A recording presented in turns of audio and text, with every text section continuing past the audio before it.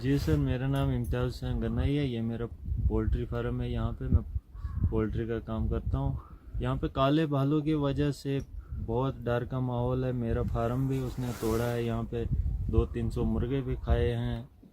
आज 3 दिन से लगातार यहाँ पे आ रहा है भालू।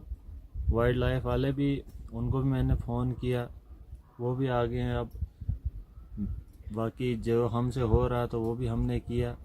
अब हम ये चाहते हैं कि उसको जल्द से जल्द पकड़ा जाए। यहाँ पूरे गांव में काले भालू की वजह से वो डर का माहौल है।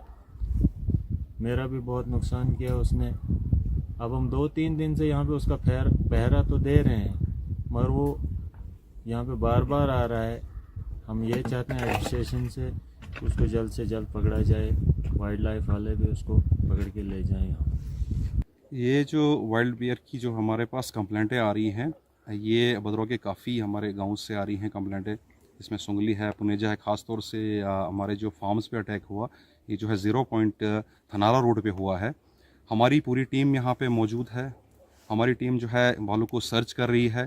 सब कुछ हमारे पास सब सामान आ चुका है, ट्रैंकुलाइजिंग गन वगैरह हर चीज़ हमारे पास है। जैसे ही हमें ये कहीं नज़र आता है, हम इसको ट्रैंकुलाइज करके उठा लेंगे। हमारी लोगों से ये एडवाइजरी यही रहेगी कि जब भी ये शाम को चलते हैं, अगर कोई लेट चलते हैं तो 2-4 बंदे साथ में चलें, थोड़ा शोर शराबा करते हुए चलें और अपने खिड़की दरवाजे जो है अच्छे से बंद करके अंदर रहें। इसकी मेन वजह यही है कि अभी बर्फ़ पड़ी हुई ऊपर, खाने का भी अभी इनको ऊपर शॉर्टेज रहती है और उसके बाद थोड़ी जंगलों में आग भी थी पिछले टाइम में। तो उस हो सकता है कि ये एक मेन रीज़न्स बने हैं उसके कि ये गाँव और सिटीज़ की तरफ आ रहा है।